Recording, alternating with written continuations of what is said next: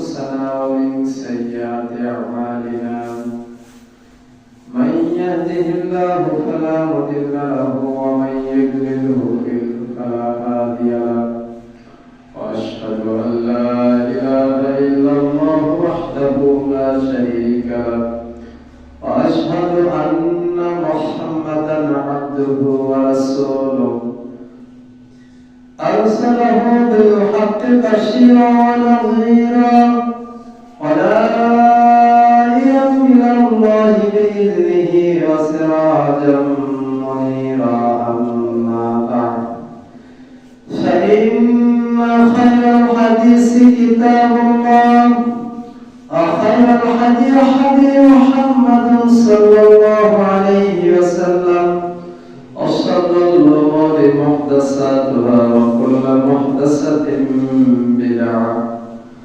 وكل بدعة ضلالة وكل ضلالة في النار أو كما قال الله تعالى في القرآن المجيد وفي فرقانه الحميد بعد أعوذ بالله من الشيطان الرجيم يا أيها الناس اتقوا ربكم الذي خلقكم من نفس واحدة وخلق منها زوجها وبث منهما رجالا كثيرا ونساء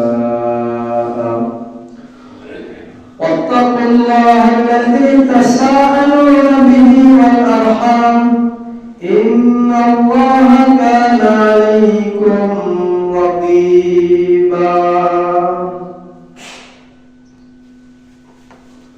وقال الله تعالى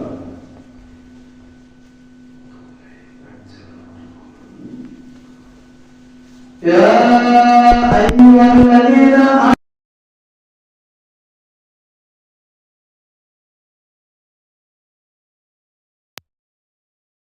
يغفر لكم ذنوبكم ومن يطع الله ورسوله فقد فاز فوزا عظيما يا أيها الذين آمنوا إذا نودي للصلاة من يوم الجمعة فاسعوا إلى ذكر الله وذروا البيع ذلكم خير لكم إن كنتم تعلمون. عن أبي هريرة رضي الله تعالى عنه قال رسول الله صلى الله عليه وسلم من صام يوم في سبيل الله وجه عن النار 70 خريفا رواه مسند أحمد سند আলহামদুলিল্লাহ, প্রশংসা মাত্র সেই মহান আল্লাহ সুবহানাহু ওয়া তাআলার জন্য।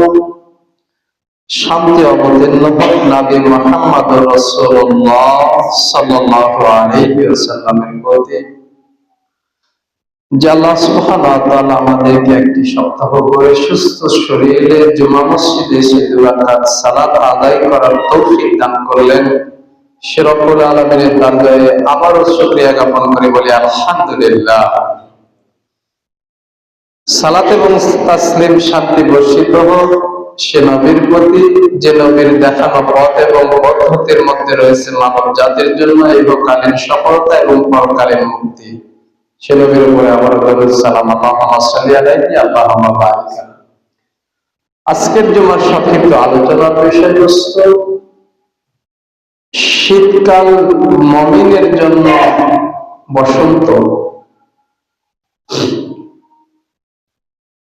শীতকাল মুমিনের ইবাদতের বসন্ত, এই শিরোনামে জুমার খুতবা দিয়ে শেষ করব। মা তৌফিক ইল্লা বিল্লাহ, আলাইহি তাওয়াক্কালতু ওয়া ইলাইহি উনীব। আল্লাহুম্মা আমিন।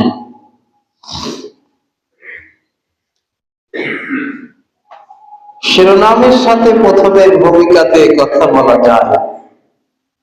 বসন্ত ঋতুতে যেরকম ভাবে গাছে গাছে পত্র পল্লবে ছেয়ে ওঠে, সুশোভিত হয়, নতুন পাতা এবং ফুলের কলিতে ফুলে ফুলে বাগান ভরে ওঠে, মানুষের হৃদয়ে দোলা দিয়ে যায় বসন্তের সেই সুন্দর স্নিগ্ধ সবুজ রং বেরঙের ফুলের পত্র পল্লব। ঠিক একই রকম ভাবে শীতের মৌসুমে একজন মুমিন নিজেকে এমন ভাবে গুছিয়ে নিতে পারে, সাজিয়ে নিতে পারে, যেরকম ভাবে বসন্ত ঋতুতে বাগানটা দেখতে সুন্দর লাগে, ফুল এবং ফলে ভরা থাকে, সুন্দর নতুন পাতা এবং নতুন ফুলের কলিতে ভরা থাকে, ঠিক একই রকম ভাবে এই শীতের মৌসুমে মুমিন জীবন ইবাদত আমলে এমন সমৃদ্ধ করা যায় যে অন্য কোনো সময়ে এটা সম্ভব নয়। সম্মানিত উপস্থিতি হাজিরিন, মহান আল্লাহ সুবহানাহু ওয়া তাআলা বলেন, ইলাফি কুরাইশ ইলাফিহিম রিহলাতাশ শিতা'i ওয়াস-সাইফ। হস্তি বাহিনীর হাত থেকে আল্লাহ সুবহানাহু ওয়া তাআলা কুরাইশদেরকে নিষ্কৃতি দিয়েছেন। অর্থাৎ আল্লাহ সুবহানাহু ওয়া তাআলা কাবা ঘরকে আবু লাহাবের হাত থেকে হেফাজত করেছেন এবং কুরাইশদের জন্য কাবাকে ইবাদতের উপযুক্ত করে দিয়েছেন। সুবহানাল্লাহ। ইলাফিহিম রিহলাতাশ শিতা'i ওয়াস-সাইফ, এবং শীত এবং গ্রীষ্মের ঋতুকে কুরাইশদের জন্য সুবর্ণ সুযোগে পরিণত করেছেন। ব্যবসায়ী সুযোগ, ভ্রমণের সুযোগ, আর অন্যান্য সুযোগ দিয়ে সমৃদ্ধ করেছেন। সুবহানাল্লাহ। কুরাইশদের আসক্ত রয়েছে শীত এবং গ্রীষ্মের প্রতি। তদানীন্তনকালে মক্কার লোকেরা বিশেষভাবে তারা ব্যবসা নির্ভর জাতি। ইয়ামিন, সিরিয়া থেকে ভালো ভালো শাল কাপড়গুলো শীতকালে নিয়ে এসে আরবরা বেচা বিক্রি করত, বিশেষ করে কুরাইশরা। এ থেকে তারা ভালো মানের অর্থ উপার্জন করত, দিনার এবং দিরহাম উপার্জন করত। এতে করে তাদের জীবনের সমৃদ্ধশালী হতো, জীবনকে সুন্দরভাবে পরিচালনা করতে পারত। এজন্য সারা বছর তারা অপেক্ষায় থাকতো কখন শীতকাল আসবে আর আমরা ব্যবসা বাণিজ্য করব। তাহলে শীত এবং গ্রীষ্মের প্রতি আসক্তি ছিল কুরাইশদের। ঠিক একই রকম ভাবে মুমিনকে আসক্ত থাকতে হবে কখন শীতকাল আসবে। কেননা শীত এমন একটি মৌসুম, যে মৌসুমে একজন মুমিন পূর্ণ ইবাদত বন্দেগী করার সময় এবং সুযোগ হাতে পায়। সম্মানিত উপস্থিতি হাজিরিন, প্রথমে আমরা এই কথা জেনে নিই যে এই যে আল্লাহ সুবহানাহু ওয়া তাআলা শীত এবং গ্রীষ্মকাল, গরমের সময় প্রচন্ড গরম, বৈশাখ জ্যৈষ্ঠ মাসে তাপদাহ, জনজীবন খুব ক্লান্ত পরিশ্রান্ত অবস্থায় কাটে। আবার শীতের সময় বৃদ্ধ, বয়স্ক, যুবক, আবাল বনিতা সবাই যেন শীতে কণ্ঠাসা। এই যে আল্লাহ সুবহানাহু ওয়া তাআলা শীত এবং গ্রীষ্ম, এর মধ্যে মানুষের জন্য একটি নিদর্শন রয়েছে। মহান আল্লাহ সুবহানাহু ওয়া তাআলা সূরা আল ইমরানের 190 নম্বর আয়াতের মধ্যে বলেন, আমিন আয়াতি খালকিস সামাওয়াতি ওয়াল আরদ। পৃথিবীর মানুষের জন্য নিদর্শন রয়েছে আসমান এবং জমিন সৃষ্টিতে।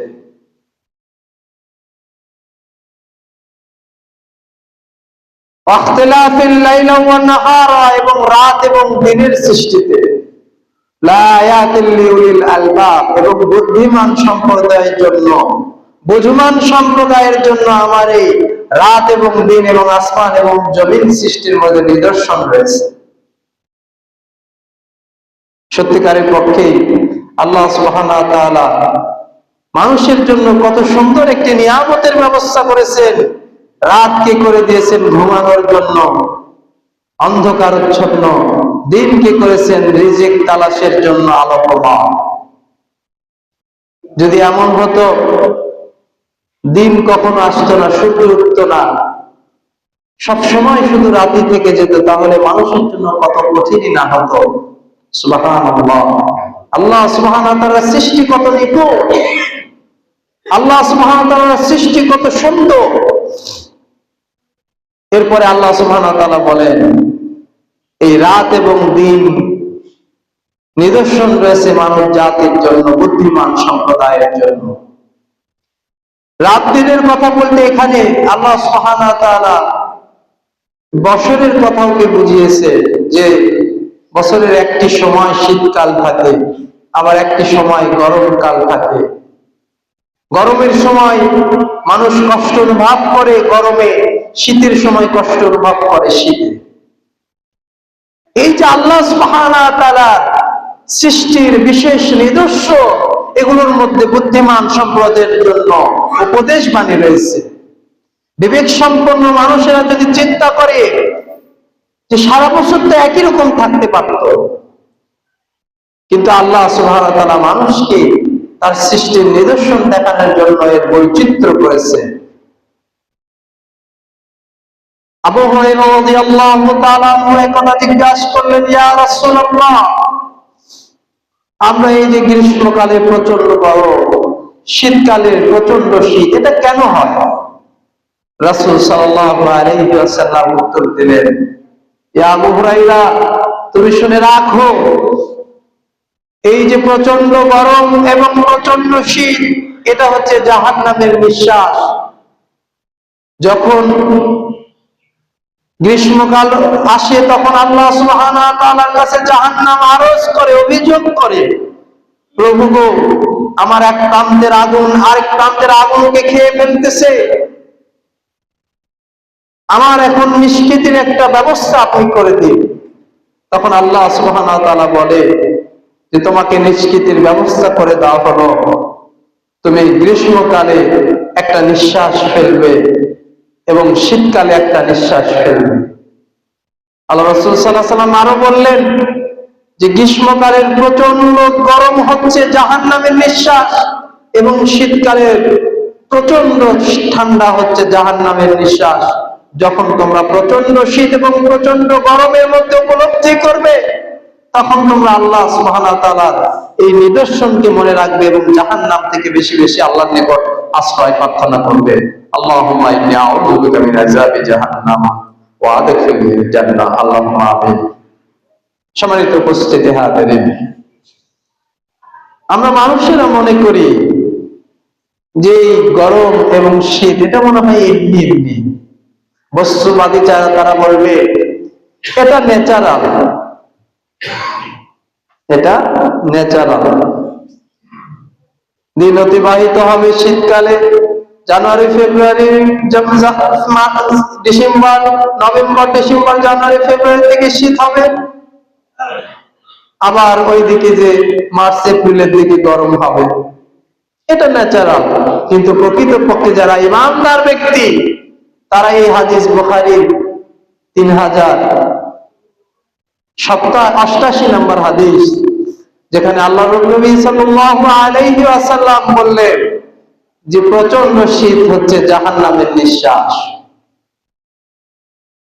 এই যে নভেম্বর, ডিসেম্বর এবং জানুয়ারিতে, এই সময় বাংলাদেশে মোটামুটি ভাবে বেশি শীত থাকে, তাহলে জাহান্নাম এই সময়ে নিঃশ্বাস ফেলতেছে, মানুষকে স্মরণ করে দিচ্ছে জাহান্নামের কথা, যে তোমরা এখনো জাহান্নামের ভিতরে আসনি, তোমরা এখনো দুনিয়াতে রয়েছো, কিন্তু আমার নিঃশ্বাসের কারণে বৃদ্ধ মানুষগুলো হাড় কাঁপানো শীতের মধ্যে তারা একেবারে কুকড়িয়ে গিয়েছে, হাত পা শীতল হয়ে গিয়েছে, ঠান্ডায় বাহিরে বের হওয়া যায় না, পানি আপনার ছোঁয়া যায় না।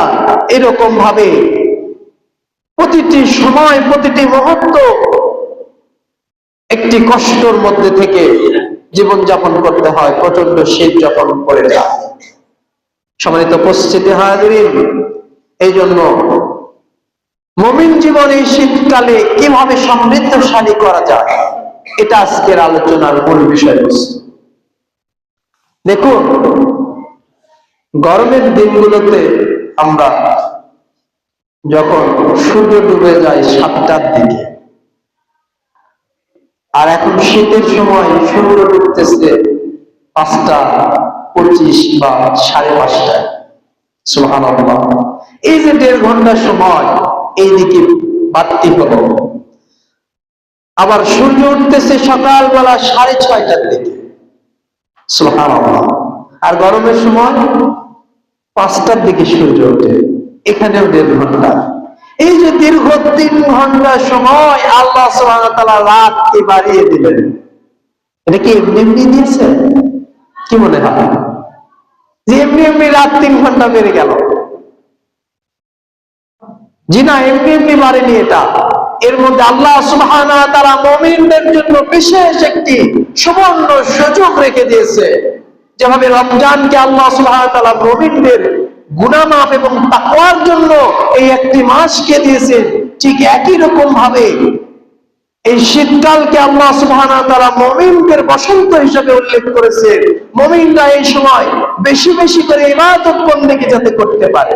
সত্যিকারের পক্ষে আপনি যদি ইশার সালাত পড়ে গল্পগুজব না করে, যুবক ভাইরা বিভিন্ন ডিভাইসের মধ্যে না ডুবে থেকে, মোবাইল ফেসবুক স্ক্রলিং না করে, বিভিন্ন ওয়েবসাইট গুলো না ঘাটাঘাটি করে অল্প সময়ে ঘুমিয়ে যায়, তাহলে মোটামুটি যদি 9টা বা 10টার দিকে ঘুমিয়ে যায়, তাহলে 3টা 3:30 4টার মধ্যে 5-6 ঘন্টা ঘুম হয়ে যাবে। সুবহানাল্লাহ, পূর্ণ ঘুম হয়ে যাবে, ঘুমে কোনো কমতি হবে না। আপনি যদি 9টায় ঘুমিয়ে যায়, ইশার সালাত পরে খাওয়া দাওয়া করে 9টায় ঘুমিয়ে যান, 3টা পর্যন্ত 6 ঘন্টা একবারে পূর্ণ মাত্রায় পরিতৃপ্তি সহকারে ঘুমাতে পারবেন। এরপরে 3টায় উঠে গেলেন, 3টা থেকে 3টা 4টা 4:30 5টা, প্রায় 2-2.5 ঘন্টা সময় মোটামুটি ভাবে 5:30টায় এখন জামাত হচ্ছে সৈয়দার মসজিদ গুলোতে। তাহলে আপনি প্রায় 2.5 ঘন্টা সময় ইবাদতের জন্য পাচ্ছেন। আপনি যদি 4টাও ঘুম থেকে ওঠেন, 1.5 ঘন্টা সময় পাচ্ছেন। সুবহানাল্লাহ, আপনি 2 রাকাত 4 রাকাত 6 রাকাত 8 রাকাত অনেক সালাত আদায় করতে পারছেন, কোরআন তেলাওয়াত করতে পারছেন, জিকির আজকার করতে পারছেন, তাসবিহ তাহলিল করতে পারছেন। এইরকম একটা সুবর্ণ সুযোগ, এটা আবার গরমের সময় আপনি পাবেন না। গরমের সময় আপনি ইশা সালাত হতে হতে 9টা বাজবে, খাওয়া দাওয়া করে ঘুমাতে ঘুমাতে 10টা 11টা বেজে যাবে, আবার ফজর সালাত আজান দেবে 4:30টায়, মানে 4-5 ঘন্টা না ঘুমাতে আপনার ফজরের আজান হয়ে যাবে। আর এখানে 6 ঘন্টা ঘুমিয়েও আপনার 2-2.5 ঘন্টা রাত থেকে যাবে। সুবহানাল্লাহ, এই সুযোগকে আমরা কিভাবে কাজে লাগাচ্ছি? আমরা কি শুধুমাত্র ওই গরমে যেরকম ভাবে ঘুমিয়ে ঘুমিয়ে কাটিয়ে দিচ্ছি, শীতকালটাও কি আমাদের এইরকম ভাবেই যাচ্ছে? এটা হচ্ছে মুমিনদের দেখার বিষয়। আল্লাহ সুবহানাহু ওয়া তাআলা বলেছেন, মুমিনদের জন্য, বুদ্ধিমান সম্প্রদায়ের জন্য নিদর্শন রয়েছে রাত এবং দিনের এই সৃষ্টির মধ্যে। এই যে আল্লাহ সুবহানাহু ওয়া তাআলা 6 মাস গরম যাওয়ার পরে আবার 4-5 মাস 6 মাস শীতের মধ্যে আমরা আসলাম, এই মাসগুলো আমরা কিভাবে অতিবাহিত করব? প্রথম বিষয় যেটা বলেছি, এই শীতকে কাজে লাগাতে হবে। এই শীতেই যেন আমি আমার জীবনকে, যেরকম ভাবে বসন্ত ঋতুতে একটা গাছ ফুলে এবং ফলে, পাতাতে পত্র পল্লবে সেয়ে ওঠে, সুশোভিত হয়, ঠিক একই রকম ভাবে আমার জীবনে যেন তাহাজ্জুদ, আমার জীবনে এই শীতের সময়ে যেন নফল ইবাদত, কোরআন তেলাওয়াত, জিকির আজকার, তাসবিহ তাহলিল, নফল সিয়াম দিয়ে আমি আমার জীবনটাকে সাজিয়ে গুছিয়ে নিতে পারি। আরেকটি সুন্দর বিষয়, তা হচ্ছে সিয়াম। আপনি গ্রীষ্মকালে বৈশাখ জ্যৈষ্ঠ মাসে, চৈত্র মাসে দেখবেন পুরো 16 ঘন্টা দিন, 15 ঘন্টা দিন কাঠ ফাটা রোদের মধ্যে যদি আপনি সিয়াম থাকেন, এটা অনেকটা কষ্টকর বিষয়। কিন্তু আল্লাহ রাসূল সাল্লাল্লাহু আলাইহি ওয়াসাল্লাম বলেছেন যে শীতকালের সিয়াম হচ্ছে ওই যুদ্ধের মতো, বিনা রক্তপাতে যেখানে গনিমত বন্টন হয়। বিনা রক্তপাতে গনিমত বন্টন মানে মক্কা বিজয়ের মতো। আপনি কোনো যুদ্ধই করলেন না, ঢাল তরোয়ার হাতে নিলেন না, এরপরেও যুদ্ধ বিজয় লাভ করলেন এবং গনিমত গুলো আপনাকে বন্টন করে দেওয়া হলো। ঠিক একই রকম ভাবে এই শীতকালের সিয়াম গুলো 6টা থেকে 5টা পর্যন্ত মাত্র 11 ঘন্টা দিন। 11 ঘন্টায় আপনি একটি সিয়াম থাকা খুব সহজ, যেখানে গ্রীষ্মকালে 15-16 ঘন্টা সিয়াম থাকতে হয়। 4-5 ঘন্টায় যে কম সময়, এবং তুলনামূলক ভাবে গরমকালের থেকে শীতকালের দিনগুলো নরম হয়, অতটা পানি পিপাসা লাগে না। যেহেতু দিন ছোট, 4-5 ঘন্টা কম, এই কারণে আপনার সিয়াম থাকতে অনেক খুব একটা কষ্ট হয় না। আল্লাহ নবী সাল্লাল্লাহু আলাইহি ওয়াসাল্লাম বলেছেন যে শীতকালের সিয়াম হচ্ছে বিনা যুদ্ধে গনিমতের মাল বন্টনের মতো। কষ্ট করা লাগতেছে না, খুব একটা পরিশ্রম করা লাগতেছে না, অল্প পরিশ্রমে আপনি অনেক সওয়াব পেয়ে যাচ্ছেন। তাহলে প্রথম আমরা কিভাবে কাজে লাগাতে পারি? আমাদের জীবনটাকে বসন্ত ঋতুর মতো পরিপূর্ণ কিভাবে করতে পারি? প্রথমে আমাদেরকে যে কাজটি করতে হবে তা হচ্ছে এই শীতকালে বেশি বেশি করে আল্লাহর নিকট ইস্তেগফার করতে হবে, ক্ষমা প্রার্থনা করতে হবে। কেন? প্রথমেই বলেছি যে প্রচন্ড শীত আর প্রচন্ড গরম হচ্ছে জাহান্নামের নিঃশ্বাস। তাহলে জাহান্নাম যেহেতু নিঃশ্বাস ফেলতেছে আমাদের ঘাড়ের উপরে, অতএব আমাদেরকে জাহান্নামের আগুন থেকে আল্লাহর নিকটে কায়মানুবাদকে তওবা ইস্তেগফার করতে হবে, ক্ষমা প্রার্থনা করতে হবে। সম্মানিত উপস্থিতি হাজিরিন, যিনি মুসলিম ভাই, বলতেছিলাম তাহলে প্রথম যে আমাদেরকে কাজ করতে হবে, এই তওবা ইস্তেগফার করার সবচেয়ে একটি বড় মাধ্যম হচ্ছে তাহাজ্জুদের সালাত। আল্লাহ নবী সাল্লাল্লাহু আলাইহি ওয়াসাল্লাম বলেন, সহিহ বুখারী 1145 নম্বর হাদিস, মহান আল্লাহ সুবহানাহু ওয়া তাআলা যখন রাতের 1/3 চলে আসে, তার হাতকে প্রসারিত করে দিয়ে বলে, কে আসো আমার নিকট ক্ষমা প্রার্থনা করবে, আমি তাকে ক্ষমা করে দেব। কে আসো অভাবী, আমার নিকট অভাব কিছু চাইবে, আমি তার চাওয়া পূর্ণ করে দেব। কে আসো দুর্দশাগ্রস্ত মানুষ, আমার কাছে তুমি আশ্রয় প্রার্থনা করো, আমি তোমার সমস্ত দুর্দশা থেকে, কঠিন অবস্থা থেকে তোমাকে আমি উদ্ধার করে দেব। তাহলে ক্ষমা প্রার্থনা করার একটি বড় মাধ্যম হচ্ছে তাহাজ্জুদের সালাত।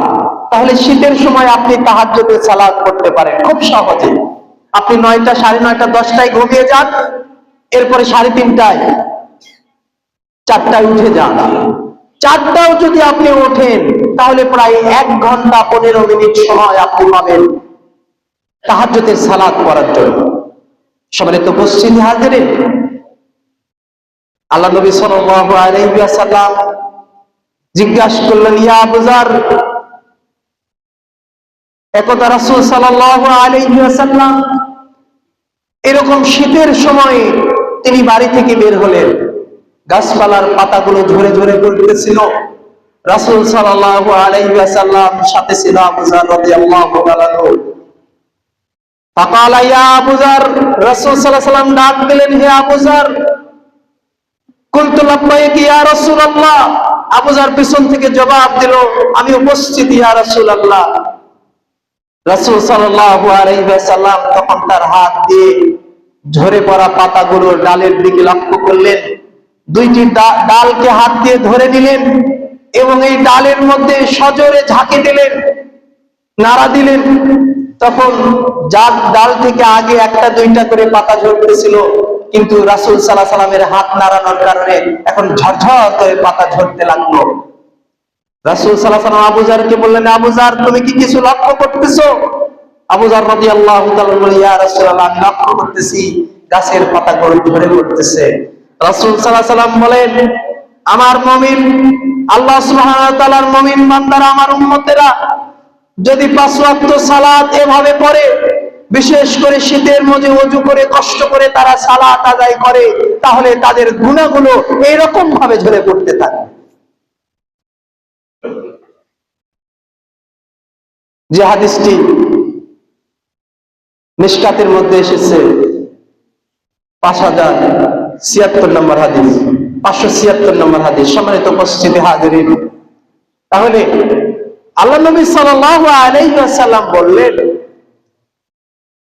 যে কোন ব্যক্তি যদি 5 ওয়াক্ত সালাত আদায় করে, বিশেষ করে এই শীতের মধ্যে কষ্ট করে, শীতের মধ্যে কষ্ট করে ওযু করা কঠিন, তাই না? বিশেষ করে ফজর এবং ইশার সালাতে ঠান্ডা পানি যেন আপনার শরীরের মধ্যে ছিদ্র করে বের হয়ে যাচ্ছে, এমন তীক্ষ্ণ ঠান্ডা পানি দিয়ে আপনি যখন ওযু করতেছেন, শুধুমাত্র আল্লাহর সন্তুষ্টির নিমিত্তে, আল্লাহকে রাজি খুশি করার জন্য, এরপরে আপনি ছোট ছোট কদমে মসজিদের দিকে যাচ্ছে, আল্লাহ নবী সাল্লাল্লাহু আলাইহি ওয়াসাল্লাম বললেন, আমি কি তোমাদেরকে বলে দিব না যে কাজটি করলে তোমাদের মর্যাদা বৃদ্ধি হবে? আমি কি তোমাদেরকে বলে দিব না যে কাজটি করলে তোমাদের গুনাহ মোচন হয়ে যাবে, পাপ মোচন হয়ে যাবে? আমি কি তোমাদেরকে বলে দেব না যে কাজটি করলে জান্নাতে তোমাদের মর্যাদা বৃদ্ধি হবে? সাহাবী বললেন, ইয়া রাসূলুল্লাহ আমাদেরকে বলে দিন কোন কাজ করলে আমাদের গুনাহ মোচন হবে, আর কোন কাজ করলে জান্নাতে আমাদের মর্যাদা বৃদ্ধি হবে? রাসূল সাল্লাল্লাহু আলাইহি ওয়াসাল্লাম বললেন, তোমরা কষ্টের সময় সুন্দর করে ওযু করো, এরপরে ছোট ছোট পদক্ষেপে মসজিদের দিকে যাও। এমন নয় যে দ্রুত তাড়াহুড়া করে মসজিদে যাও, বিষয়টা এরকম নয়। ছোট ছোট পায়ে, ছোট ছোট কদমে তোমরা মসজিদের দিকে যাও, এরপরে সালাত আদায় করো জামাতের সাথে। এক সালাত হয়ে গেলে আরেক সালাতের জন্য অপেক্ষা করো। যে ব্যক্তি কষ্টের সময় সুন্দর করে ওযু করলো, ছোট ছোট কদমে মসজিদের দিকে আসলো, একটা সালাত আদায় করলো, এরপরে এক সালাত পরে আরেক সালাতের জন্য অপেক্ষা করলো, আল্লাহ নবী সাল্লাল্লাহু আলাইহি ওয়াসাল্লাম বলেন, আল্লাহ সুবহানাহু ওয়া তাআলা তার সমস্ত গুনাহগুলো ক্ষমা করে দেবেন এবং জান্নাতে তার মর্যাদা উন্নত করে দেবেন। সম্মানিত উপস্থিতি হাজিরিন, এই মর্যাদা যদি আমরা নিতে চাই, তাহলে এই কষ্টের সময় ঠান্ডা পানি দিয়ে ওযু করতে হবে। আরেকটা বললাম, তাহাজ্জুদের সালাত আদায়ে অভ্যাসী হতে হবে, বিশেষ করে শীতের মৌসুমে যেখানে সময় আমাদের জন্য অনেক বেশি। 2 নম্বরে যে কাজটি করতে হবে, কষ্টের সময় ঠান্ডা পানি দিয়ে ওযু করতে হবে। আল্লাহ রাসূল সাল্লাল্লাহু আলাইহি ওয়াসাল্লাম বললেন, আমাকে জান্নাতে একটি ঘর দেখানো হলো, যে ঘরটা খুব স্বচ্ছ, পরিষ্কার, একেবারে কাচের মতো ঝকঝকে তকতকে, যার ভিতর থেকে বাহির দেখা যায়, বাহির থেকে ভিতরে দেখা যায়, এমন সুন্দর ঝকঝকে তকতকে ঘর দেখানো হলো। সাহাবীগণ জিজ্ঞাসা করলো, ইয়া রাসূলুল্লাহ, এক বেদুইন জিজ্ঞাসা করলো, ইয়া রাসূলুল্লাহ এই ঘর কার জন্য, কে যাবে এই ঘরে? রাসূল সাল্লাল্লাহু আলাইহি ওয়াসাল্লাম বললেন, ওয়াতিমুত তাআম, যারা মানুষকে খাদ্য দিবে, মানুষকে খাবার খাওয়াবে, অভাবীকে, দুর্দশাগ্রস্ত মানুষকে সহযোগিতা করবে, আল্লাহ সুবহানাহু ওয়া তাআলা এই ঘরটা তাকে দান করবেন। আজকে শীতের এই মৌসুমে অনেক মানুষ রয়েছে, তাদের কাছে শীত বস্ত্র নেই। আপনার যদি টাকা থাকে তাহলে তাদেরকে একটু রাতে গায়ে দেওয়ার মতো একটু কম্বল বা একটু গরম কাপড়, উষ্ণ কাপড় তাকে ক্রয় করে দিন। নারী এবং পুরুষের জন্য চাদর অথবা কম্বলের ব্যবস্থা করুন। এই সকল অভাবী, এই সকল গরিব দরিদ্র মানুষের পাশে আপনি দাঁড়িয়ে যান, তাহলে আল্লাহ সুবহানাহু ওয়া তাআলা জান্নাতের ওই ঝকঝকে তকতকে নির্মিত সেই স্বচ্ছ কাঁচের ঢালের মতো সেই স্বচ্ছ ঘরটা আপনাকে দান করবেন। সম্মানিত উপস্থিতি হাজিরিন, আমাদের দেশে অনেক মানুষ রয়েছে, বিশেষ করে নদী অঞ্চলের মানুষ, তারা খুব কষ্টে জীবন যাপন করে। কখনো আপনার যাওয়া হয়েছে কিনা, মাঝে মাঝে সে সকল অঞ্চলগুলোতে একটু যাবেন। কুড়িগ্রাম, নীলফামারী, পঞ্চগড়, ঠাকুরগাঁ, নদী এলাকাগুলো এবং এই সকল অঞ্চলের মানুষগুলো, তারা দরিদ্র সীমার নিচে বসবাস করে। তাদের কাছে গায়ে দেওয়ার মতো দুটা কম্বল নেই, কোনো মতো হয়তো একটা কম্বল রয়েছে, তা দিয়ে শীত নিবারণ হয় না। গত বছরে যে চাদরটা পড়েছে, ওই চাদরটা যদি গায়ে দেয় তাহলে শীত নিবারণ হয় না। 2-3 বছর বা 1 বছর ব্যবহারের কারণে চাদরটা ক্ষয়ে গেছে, কোথাও কোথাও ছিঁড়ে গেছে। এইরকম ছিঁড়া চাদর দিয়ে তাদের শীত নিবারণ হয় না। আপনার যতটুকু সামর্থ্য হয়, বাংলাদেশের প্রতিটি মানুষকে এই শীতের সময় এই দরিদ্র অসহায় মানুষের পাশে দাঁড়াতে হবে এবং তাদেরকে শীত বস্ত্র বিতরণ করতে হবে। আপনার অর্থ কম রয়েছে, আপনি কম অর্থ দিয়ে সহযোগিতা করুন। আপনার টাকা পয়সা বেশি রয়েছে, যাকাতের অর্থগুলো আমাদের মুসলিম ভাইরা শুধুমাত্র রমজান মাসে দান করে। আমাদের কালচারটা এমন হয়ে গেছে যে যাকাত মনে হয় খালি রমজান মাসেই দিতে হয়, অন্য মাসে যাকাতের কোনো কথা নেই। যাকাত শুধুমাত্র রমজান মাসে নয়, নিসাব পরিমাণ সম্পদ যেদিনই 1 বছর হবে ওই দিনই আপনাকে যাকাত দিতে হবে। তাহলে নিসাব পরিমাণ সম্পদের মালিক যারা রয়েছেন, তাদের এই অর্থগুলো দিয়ে শীত বস্ত্র কিনে ওই সকল দরিদ্র অসহায় মানুষের কাছে পৌঁছতে হবে। আপনার মুমিন জীবনকে সমৃদ্ধশালী করার জন্য এটা একটি বড় আমল। আল্লাহ সুবহানাহু ওয়া তাআলা আমাদেরকে অসহায় দুর্দশাগ্রস্ত মানুষের সামনে, শীতার্ত মানুষের কাছে শীত বস্ত্র নিয়ে যে হাজির হওয়ার তৌফিক দান করুন, আল্লাহুম্মা আমিন। আল্লাহ সুবহানাহু ওয়া তাআলা আমাদের এই সকল দানকে কবুল করুন, আল্লাহুম্মা আমিন। সম্মানিত উপস্থিতি হাজিরিন, বলতেছিলাম 5 ওয়াক্ত সালাত আপনি জামাতের সাথে পড়ুন এই শীতের সময়। মুনাফিকের জন্য ফজর এবং ইশার সালাত কঠিন, এটা গরমের সময় অনুবাদ করলে বোঝা যায় কম। এই হাদিস বড় গরমের সময় অনুবাদ করলে জনগণ একটু কম উপলব্ধি করতে পারে, এরকম মনে হয় যে ইশার সালাত কিভাবে কঠিন হতে পারে। 7টা-8টার দিকে যে ইশার সালাত আদায় করবো, হয়ে যাবে। ইশার সালাত কঠিন, রাসূল সাল্লাল্লাহু আলাইহি ওয়াসাল্লাম কি করলেন? কিন্তু শীতের সময়ে আপনি যখন প্রচন্ড শীত, বাহিরে বের হওয়া যাচ্ছে না, সেই সময়ে আপনি ইশার সময় মসজিদে এসে ঠান্ডা পানি দিয়ে ওযু করে মুসাল্লায় দাঁড়িয়ে 2 রাকাত সালাত আদায় করবেন। তখন আপনি বুঝতে পারবেন রাসূল সাল্লাল্লাহু আলাইহি ওয়াসাল্লাম কেন বলেছিলেন যে মুনাফিকের জন্য কঠিন সালাত হচ্ছে ফজর এবং ইশার সালাত। তখন এই হাদিসের মাহাত্ম্য পুরো পরিপূর্ণভাবে বোঝা যাবে।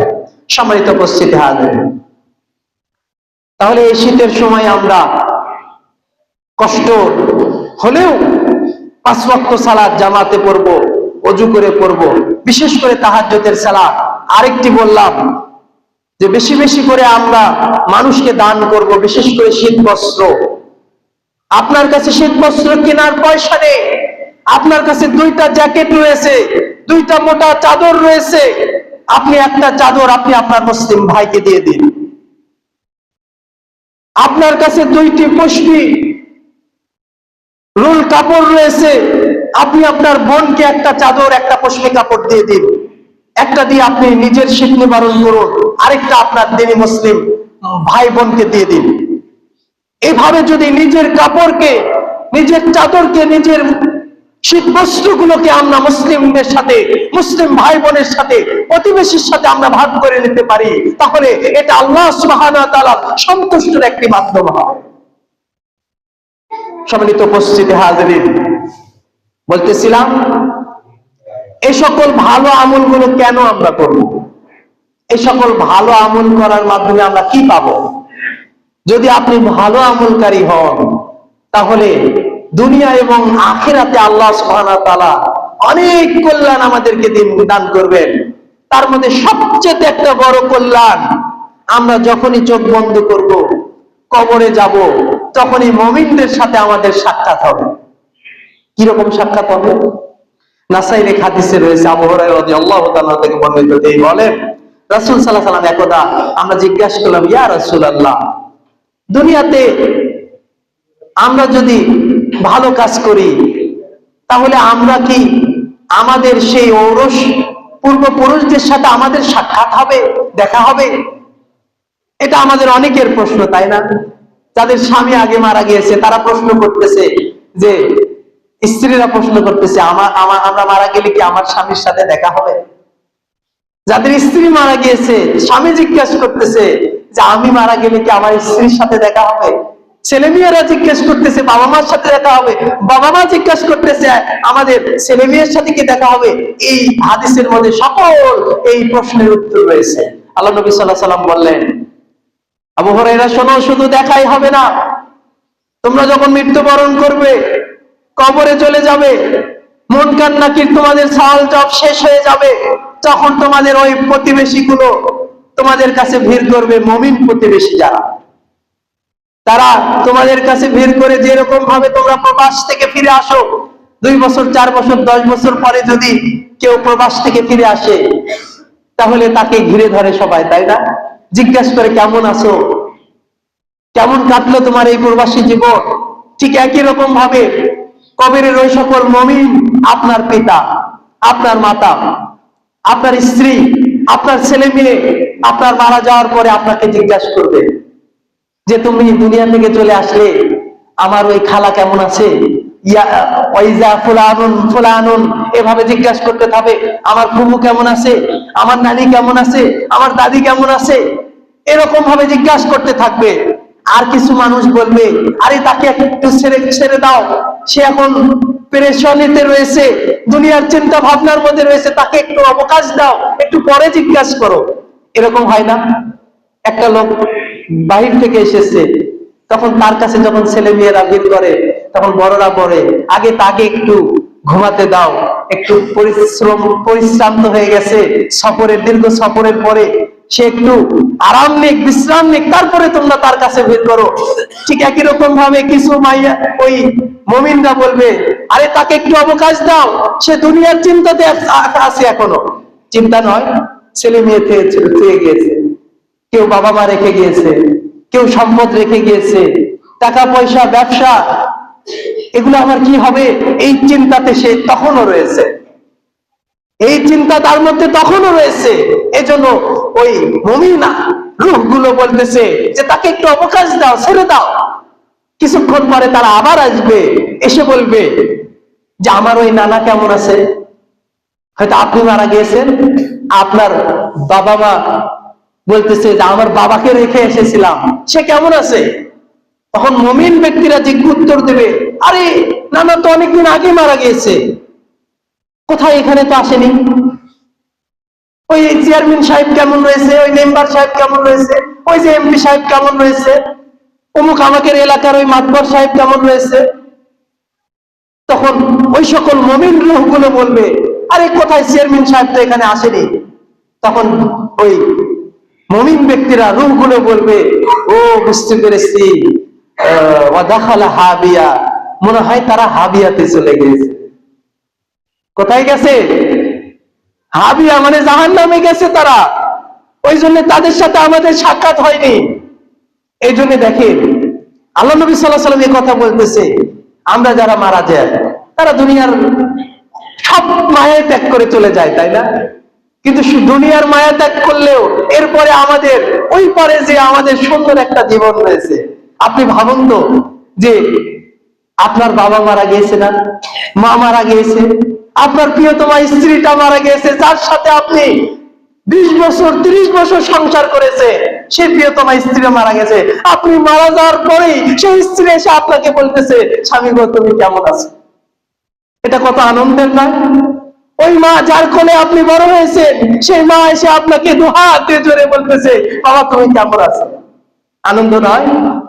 মুমিনদের জন্য আনন্দ অপেক্ষা করতেছে, মুমিনদের জন্য তার বাবা মা অপেক্ষা করতেছে, মুমিনদের জন্য তার আত্মীয় স্বজন, তার প্রতিবেশী এবং আলেম ওলামারা, যাদেরকে আপনি ভালোবাসতেন দুনিয়াতে, যাদেরকে মহব্বত করতেন দিনের জন্য, আল্লাহর সন্তুষ্টের জন্য, সে সকল আলিম ওলামারা আপনার জন্য অপেক্ষা করতেছে। আপনি মৃত্যুবরণ করলে তাদের সাথে আপনার সাক্ষাৎ হবে। আল্লাহ নবী সাল্লাল্লাহু আলাইহি ওয়াসাল্লামের জীবনে এরকম একটা ঘটনা, আপনারা জানেন ঘটনাটা। রাসূল সাল্লাল্লাহু আলাইহি ওয়াসাল্লাম যখন মুমূর্ষু অবস্থায় মৃত্যুবরণ করার আগে ফাতেমা রাদিয়াল্লাহু তাআলা আনহাকে ডাক দিলেন, কানে কানে কি যেন বললেন। ফাতেমা রাদিয়াল্লাহু তাআলা আনহা হাওমাও করে কান্না শুরু করলো। তার স্ত্রীর সবাই আশ্চর্য হয়ে গেল, রাসূল সাল্লাল্লাহু আলাইহি ওয়াসাল্লাম ফাতেমার কানে কানে কি বললেন যে ফাতেমা হাওমাও করে কান্না শুরু করলেন। এরপর কিছুক্ষণ পরে রাসূল সাল্লাল্লাহু আলাইহি ওয়াসাল্লাম আবার ইশারা করলেন, ফাতেমা তার কানটা রাসূল সাল্লাল্লাহু আলাইহি ওয়াসাল্লামের মুখের দিকে নিয়ে গেলেন। রাসূল সাল্লাল্লাহু আলাইহি ওয়াসাল্লাম কি যেন বললেন, ফাতেমা রাদিয়াল্লাহু তাআলা এবার হাসতে শুরু করলেন। আয়েশা রাদিয়াল্লাহু তাআলা জিজ্ঞাসা করলেন যে আপনাকে বাবা কি বলেছে? তখন আয়েশা ফাতেমা রাদিয়াল্লাহু তাআলা বললেন যে বাবা এটা আমাকে বলতে নিষেধ করেছে। তিনি বললেন না। রাসূল সাল্লাল্লাহু আলাইহি ওয়াসাল্লাম মারা গেলেন অনেকদিন পরে, যেহেতু তিনি মারা গিয়েছেন এখন বলতে আর কোনো সমস্যা নেই। আয়েশা রাদিয়াল্লাহু তাআলা আবার বলতেছে, ফাতেমা তুমি বলো তো ওই দিন রাসূল সাল্লাল্লাহু আলাইহি ওয়াসাল্লাম তোমাকে কি বলেছিল যে একবার তুমি হাওমাও করে কান্নাকাটি করে উঠলে, এরপরে আবার তুমি হাসতে শুরু করলে, তোমার এই কাদার এবং হাসার রহস্যটা কি ছিল? তখন ফাতেমা রাদিয়াল্লাহু তাআলা বললেন, আম্মা জান, বাবা আমাকে তার মুখের কাছে কানটা নিয়ে বলেছিল, ফাতেমা আমার সময় শেষ হয়ে গিয়েছে, আমি আর অল্প সময়ের মধ্যে মৃত্যুবরণ করব। যখন আল্লাহর নবী সাল্লাল্লাহু আলাইহি ওয়াসাল্লাম আমার ভালোবাসার পিতা আমাকে বলল আমি অল্প সময়ের মধ্যে মৃত্যুবরণ করব, তখন আমি আর আমার আবেগকে ধরে রাখতে পারলাম না, আমি হাওমাও করে কাঁদতে শুরু করলাম। আমার চোখ দিয়ে পানি ঝরতে লাগলো। কিছুক্ষণ পরে রাসূল সাল্লাল্লাহু আলাইহি ওয়াসাল্লাম আমাকে বলল যে ফাতেমা তুমি আরেকটা শুভ সংবাদ শোনো, যে আমার পরে সবচেয়ে আমার কাছে সবার আগে যে ব্যক্তি যাবে সে হচ্ছে তুমি। আমার সাথে লিকা মুহাম্মাদের সাথে সবচেয়ে আগে যার সাক্ষাৎ হবে সে হচ্ছে তুমি। যখন রাসূল সাল্লাল্লাহু আলাইহি ওয়াসাল্লাম আমাকে শুভ সংবাদ দিল যে রাসূলের পরে আমি সবচেয়ে আগে স্ত্রীদের মধ্যে, আবু বকর ওমরদের মধ্যে, রাসূলের প্রিয় মানুষদের মধ্যে, হাসান হুসাইনের মধ্যে সবার আগে আমি বাবার কাছে যাব, আমি বাবার সাথে দেখা করব, এই কথা শুনে আমি হাসতে লাগলাম। তাহলে এই হাদিস থেকে বোঝা যায় বুখারী মুসলিমে যে মৃত্যুর পরে মানুষের দেখা হবে। রাসূল সাল্লাল্লাহু আলাইহি ওয়াসাল্লাম মৃত্যুবরণ করার কত মাস পরে ফাতেমা রাদিয়াল্লাহু তাআলা মারা গিয়েছিলেন? মাত্র 6 মাস, মাত্র 6 মাস। এই অত অল্প সময়ের কথা যখনই ফাতেমা রাদিয়াল্লাহু তাআলা শুনলেন যে আমি অল্প সময়ের মধ্যে বাবার সাথে আমার দেখা হবে, তিনি আর কাঁদলেন না, তিনি হেসে উঠলেন। সম্মানিত উপস্থিতি হাজিরিন, তাহলে এই হাদিস থেকে বোঝা যাচ্ছে যে মুমিন ব্যক্তি যারা সালাতের হেফাজত করে, দ্বীনের হেফাজত করে, হালাল হারামকে বেঁচে চলে, কষ্ট করে ওযু করে শীতের সময়ে 5 ওয়াক্ত সালাত, বিশেষ করে ফজর সালাত আদায় করে, রাতে যখন পৃথিবীর মানুষ ঘুমিয়ে থাকে তখন তারা বিছানার সাথে পিঠ ঠেকায় না, তারা কাইমানি বাক্যে নিজের জন্য, প্রতিবেশীর জন্য, মুসলিম উম্মাহর জন্য, নিপীড়িত নির্যাতিত মানুষের জন্য সিজদা অবনত হয়ে আল্লাহর দরবারে দোয়া করে। ওই সকল ব্যক্তিরা এই মৃত্যুবরণ করার পরে তারা তাদের পিতামাতা, আত্মীয় স্বজন, মুমিন ব্যক্তিবর্গদের সাথে তাদের সাক্ষাৎ হবে, আনন্দ উৎফুল্লতার সাথে সেখানে জীবন অতিবাহিত করবে। সম্মানিত উপস্থিতি হাজিরিন, বলতেছিলাম যে এই জন্য আপনাকে আবার নিজেকে ঢেলে সাজাতে হবে, ঈমানটাকে নবায়ন করতে হবে, 5 ওয়াক্ত সালাতের জিম্মাদারিটা আপনার কাঁধে নিতে হবে।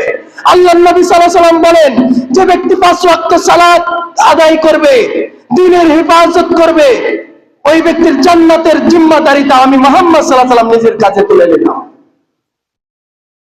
তাই আসুন আমরা এই শীতের সময়ে নিজেদেরকে বেশি বেশি করে ইবাদত বন্দেগীর মধ্যে কাটাই। আল্লাহ সুবহানাহু ওয়া তাআলা তৌফিক দান করুন, আল্লাহুম্মা আমিন।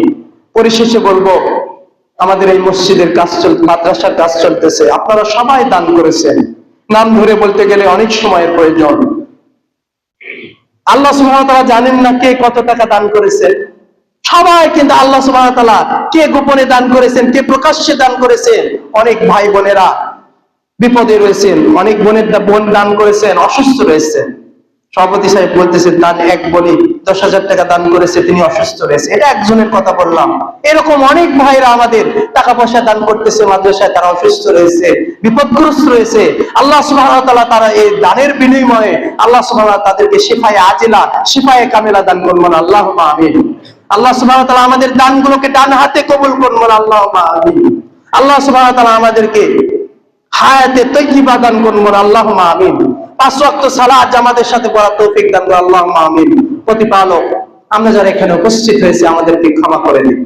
আমাদের পিতামাতা, আত্মীয় স্বজন, পাড়া প্রতিবেশী যারা দুনিয়া থেকে বিদায় নিয়েছে তাদের কবরগুলোকে আপনি জান্নাতের টুকরা বানিয়ে দিন।